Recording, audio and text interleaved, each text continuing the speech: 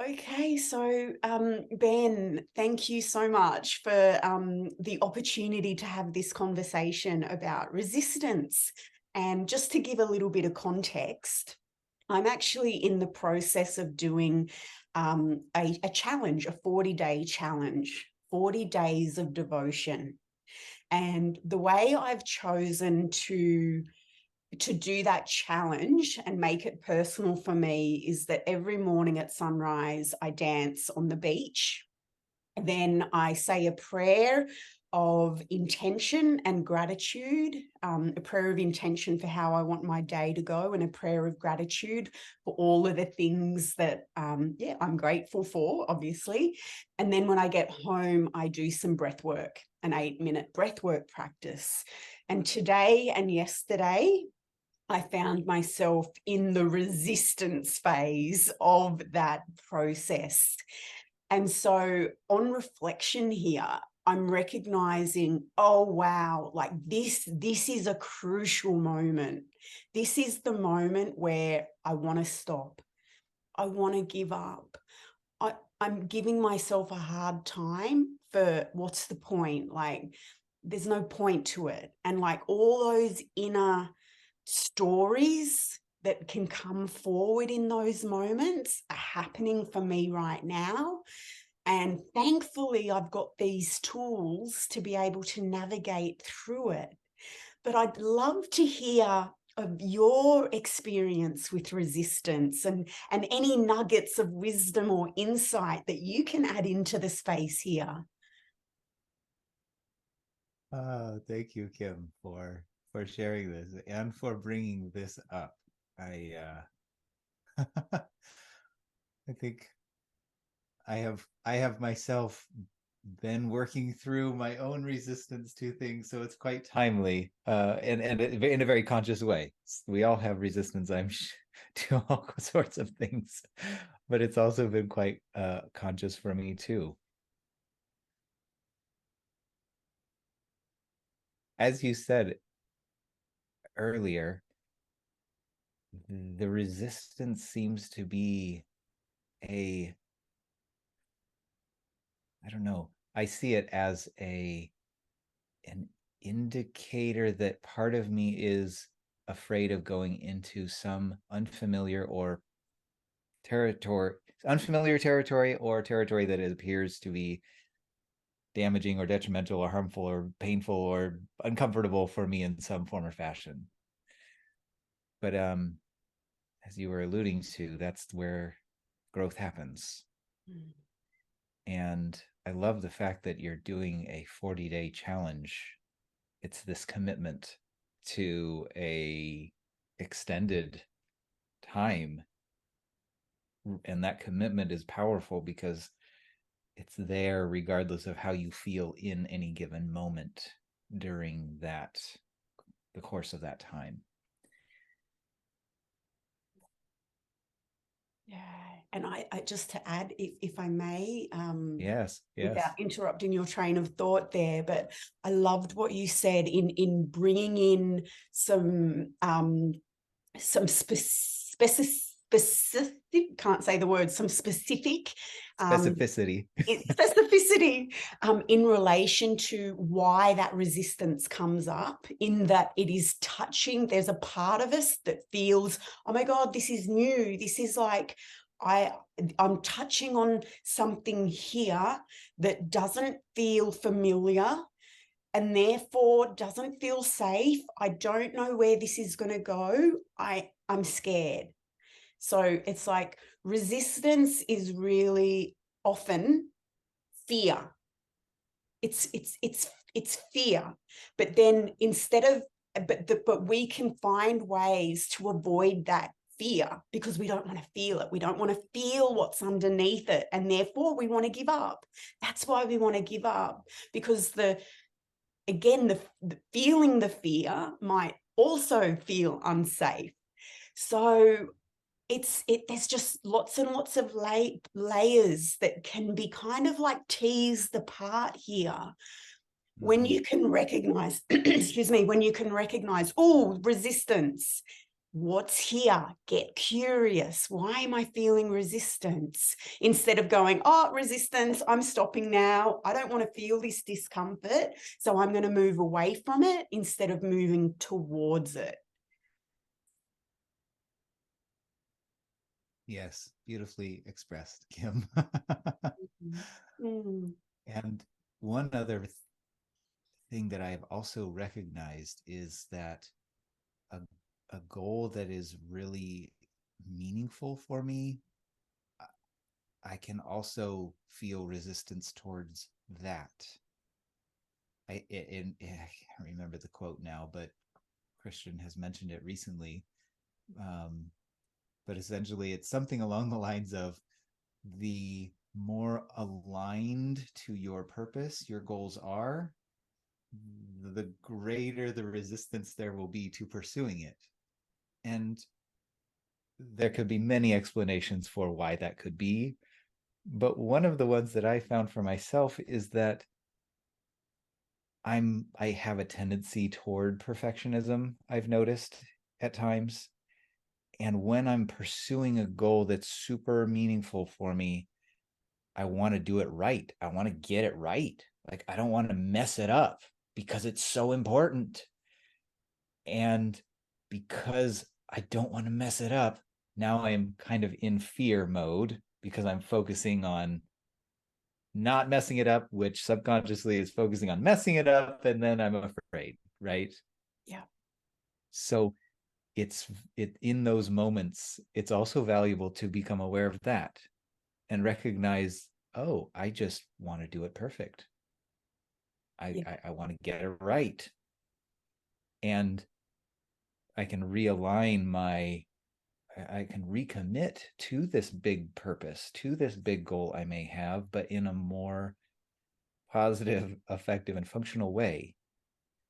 Mm. And I can reaffirm that even if I make a mistake or mess it up, this is my purpose, and therefore I am bound to succeed. Success is inevitable if Yes. I continue to pursue it and never give up at the whatever might arise, stumbling blocks, unforeseen circumstances, extra details I wasn't prepared for, anything that might arise. It's okay. We've got this, and success is inevitable. Yeah, beautiful, beautiful. There's two parts to this that I'd love to sort of really emphasize. And so the first part is that when your beautiful insight that the closer the goal is to our true purpose, the more resistance often comes up. And this is really important because sometimes we think, oh, well, if it's my true purpose, it should be easy. It should be easy. And then when it's not easy, we go, oh, I guess that's not my true calling. I guess I got it wrong. I'll just find something else. So that's a really good thing to know that it's not always going to Yes. be easy. And if you expect it to be easy, then yeah, let's change that right now and reframe that and reframe it to say that challenge isn't bad. Easy isn't always good. So just wanted to emphasize that. And then the second part is around the perfection, wanting to be in perfection with it. And what I hear from your experience, your direct experience of that, is that it can be really helpful to focus more and trust the process rather than being fixed on the outcome, and trusting that the process is always going to create outcome. We don't always know the timing of when it's going to be, but if we keep going, keep taking consistent action, allow ourselves to be imperfect, like that's when things start to really build and change. So yeah, just wanted to add and reflect, I guess, on those really, really great points that you made there. And in coaching, I feel like that many of these resistances come up when, for example, I have a potential client that I can reach out to.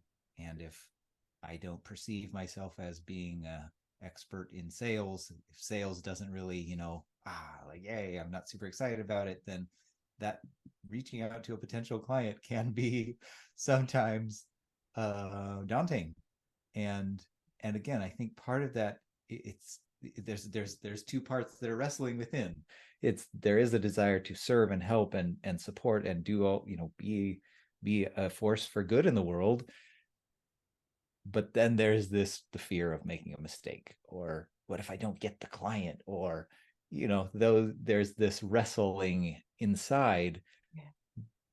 But I think it's so helpful to recognize it's all because I'm so interested in helping this person. That's really where it comes from, is my deep desire to help this person. And if I'm going to help them, then I have to get this sales conversation right the first time without any mistakes.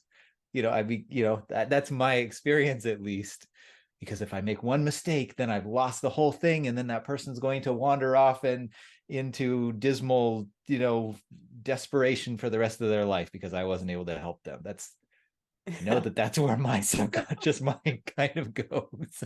Oh yeah, those stories, yeah. And Yeah. I guess, like, if I think about the things that hook me, my biggest hooks around this are around disappointment, like the fear of feeling disappointed, that if I move towards something that I really want, it inevitably leads to disappointment. And therefore I stop myself from starting because the disappointment, I don't like that feeling. I don't. And so I've gotten better over time at sitting with disappointment and sort of untangling my resistance and my fear of it. Yet it's still something that is very alive in me. Yes. And so for everyone it can be different. For you, the perfection; for me, the wanting to be perfect; for me, fear of disappointment. And I could add in a lot of things here, other things as well. And we all have something or multiple things. And so when we can really get curious about what that thing is for ourselves, and like starting with like maybe one pattern or one story that we tell ourselves, and start to explore that and get curious about that. Because instead of just going into resistance with it, because that is really powerful. That's a really, really great place to start. The place where we feel the most discomfort or the most resistance or the most the place where we get most up in our head talking negatively to ourselves. Yes. There's just a couple more things that I would love to add in here, if I may. Of course, yes. I have my religious background, my spiritual background is religious, and it is Christian. So I often think of passages of scripture in relation to things that come up in conversation. And there are three passages that are coming to me around this particular experience of resistance around the things that are truly our greatest purpose. May I share those real quick? Yes, please do. Yes. So one of them is, first of all, Jesus experienced this too. In the Garden of Gethsemane, just before the Passion of the Christ, and in one sense, just prior to the fulfillment of his work on the earth, he was in a lot of resistance. Yes. He Yeah. was crying and sweating great drops of blood, and even praying, Father, if it's your will, take this cup from me. Like, What? Don't let me go through this. There was so much resistance within him to taking those next steps. Mm. And this was at the end of his life, like culmination of his greatest purpose. And there are many explanations for why he could have felt this way. And it may have who knows, but perhaps one part of it was he didn't feel ready. Like, or there was doubt around it. Am I ready? Is this, am I really ready for this? Can I face the pain? And there's just so much in there. But even Jesus experienced this Yeah. resistance. So we're in good company. We're in good Yes, company. exactly. If the most enlightened being on the planet experienced it, well, yeah, let's give ourselves a little bit of wriggle room for experience Yes. ourselves. Yes.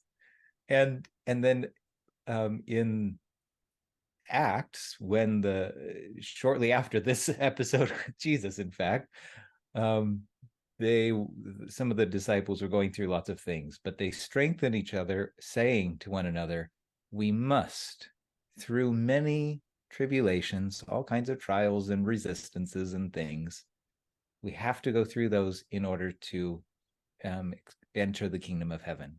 We must, through many tribulations, enter the kingdom of heaven." Mm-hmm. And this goes back to what you were saying about easy isn't necessarily good and hard isn't necessarily bad. Yeah. We must go through hard things in order to achieve the very things that we want. It's okay that there's resistance. It's okay it feels hard. Yeah. And then the third place is in the beginning of James, and it kind of explains why this is, which I found very helpful. And in the very beginning of the letter of James, he says, "My brothers and sisters, when you have many kinds of troubles, you should be full of joy." Uh-huh. What? What? Count it all No. joy. Count it only joy, pure joy, when you encounter all kinds of trials, all kinds of resistance. Because, he gives a because you know that these troubles test your faith. Yeah. So when I experience this resistance, it is a test of my belief, my faith. Do I truly believe and trust that the success is inevitable? Do I truly believe that even in the face of whatever I'm seeing or experiencing right now, despite this, there still is a path forward for me? Yes. Wow. This is a moment of testing. It's just testing my faith. Yes.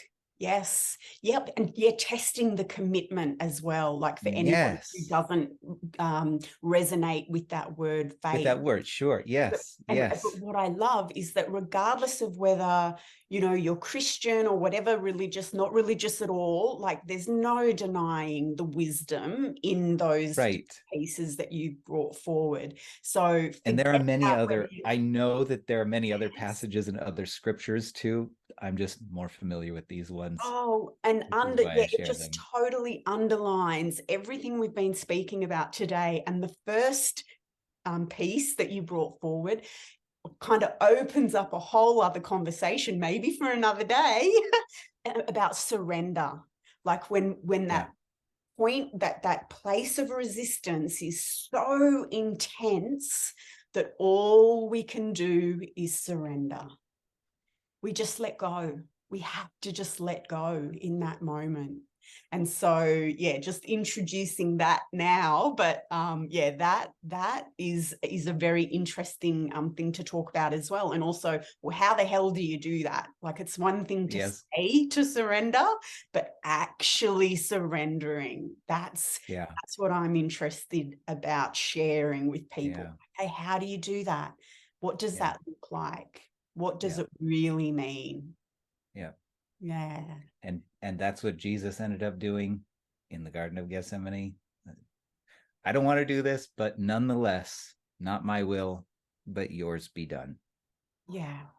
That even he surrendered in that moment Yes. to the higher wisdom, to the greater purpose. and to something beyond Yeah. him. And he like there was a period of time where he was like battling and wrestling with this. Oh, And yeah. in James, it does continue just a little bit more. It says, "Be full of joy because you know that these troubles are testing your faith, and this testing of faith will give you patience, the Uh-huh. ability to wait, the ability to hold out without seeing results, the that capacity to just to sit in the unfinishedness or the unseeingness, Yes. Oh, yeah. I and feel, let patience have its perfect work, or yeah. let patience show itself perfectly in what you do. Like, see it through to the end. Be willing to just be patient, Yeah.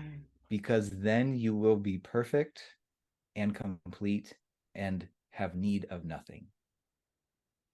And And this, another, yeah, go ahead, go ahead. in one other passage, there's another area where it says, let faith, through faith and patience, which are just mentioned here too, through faith and patience, we inherit what is promised.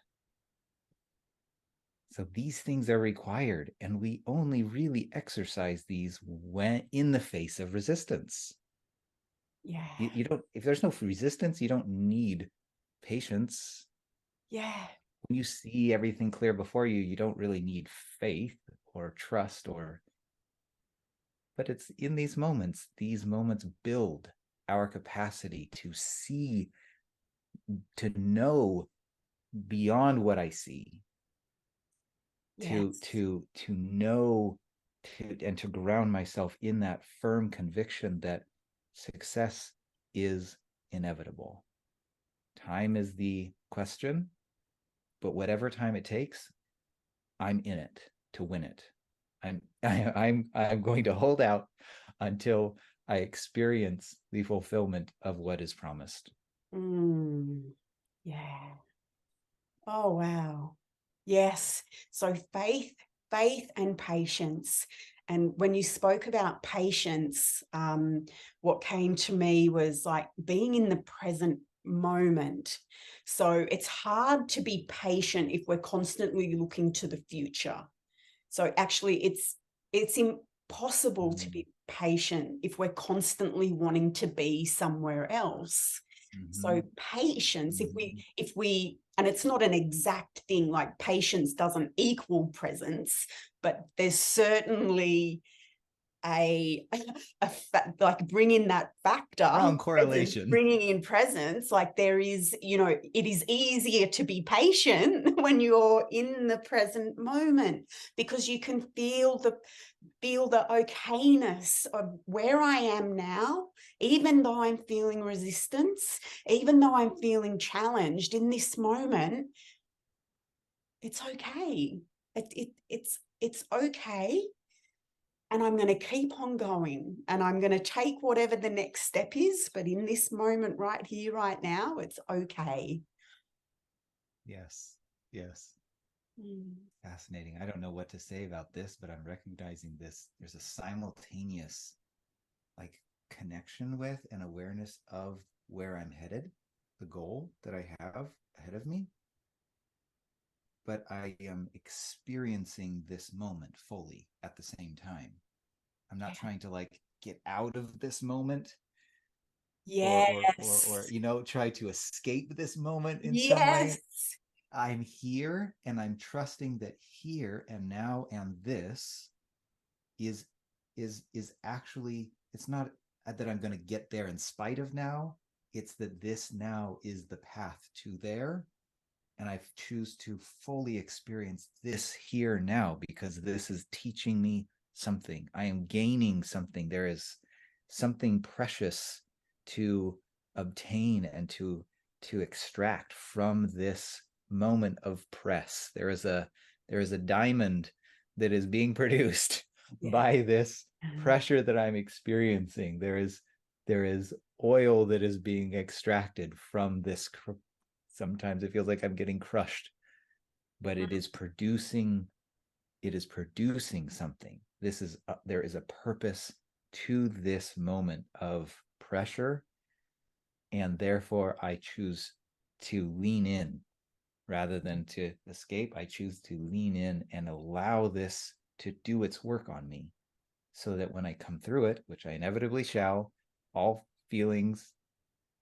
have their end. There's no feeling that lasts forever. Yeah. And when I come through this, then I shall come forth as like refined gold.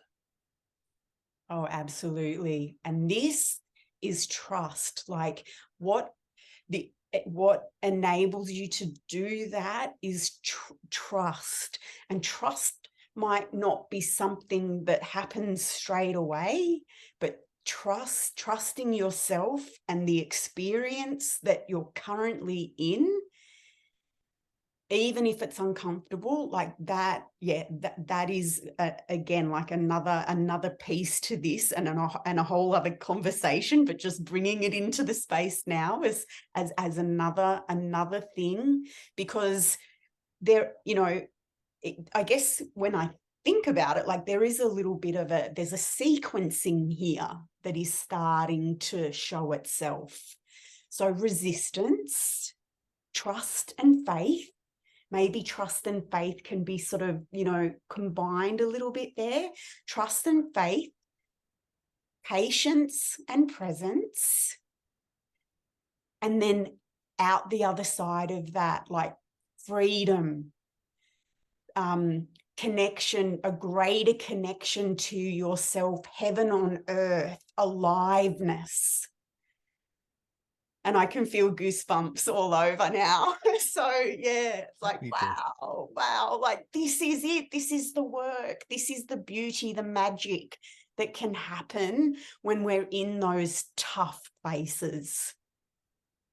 And this awareness of all the sequence that you just described is the very reason why I can do what seems so counterintuitive, but again, that we are recommended to do. When I'm experiencing this, count it only joy. Yeah. This is like, this moment won't last forever, but what you gain from it will. The patience and the greater connection with self and the heaven on earth, that like those are things that can't be taken away from me. Yeah. And that's what I have the opportunity right now to move toward. Yeah. Like, why would I complain? Why would I try to escape? Why would I move? Like, this is the path. Count it only joy. Like, let's go. Let's lean in. Yes. Let like, there's only benefit to this discomfort that the maybe animal or egotistic part of me is saying, no, danger, run away. Mm-hmm. But when I'm connected with this, the greater truth, my higher self, and the realization of the arc of what really is going on here, not being short-sighted, but understanding the whole thing. Yeah. From that place, I can lean in and just count it only joy and give thanks in the middle of this press. This is working for me. It's not happening to me. It is truly happening for me. Let's go. Yes. And the more, and it takes, I'm going to say the word practice to get to that place of mastery with it, where you're in, it's like you're in it, but there's also a part of you, the higher self, the soul, the spirit, whatever you want to call it, who is fully there with you. And so it's not a matter of, oh, I'm going to do this because there's joy at the other end. It's like when you can start to be in your stuff and then also be grateful for it and be like, oh, there's actually an exquisiteness to this. Mm-hmm.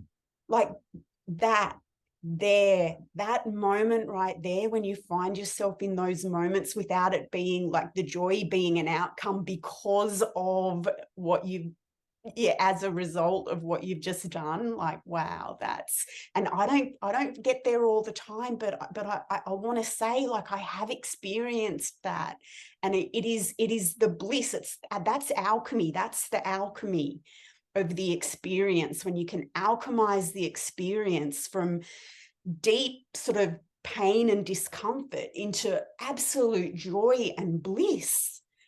Like, wow. And that's available to everybody, but it doesn't always happen straight away. No. And that's, yeah, it doesn't always happen straight away. And that's okay. Yeah, That's patience. okay. Trust the process. Oh, exactly. So this is feeling like a beautiful place to sort of bring this conversation to completion. Is that your feeling here as well? Thank you, Kim, so much for inspiring this, allowing this to be inspired within you and between us and among us. Yeah. Oh, pleasure. Beautiful, beautiful. Thanks again, Ben. And somebody else is joining the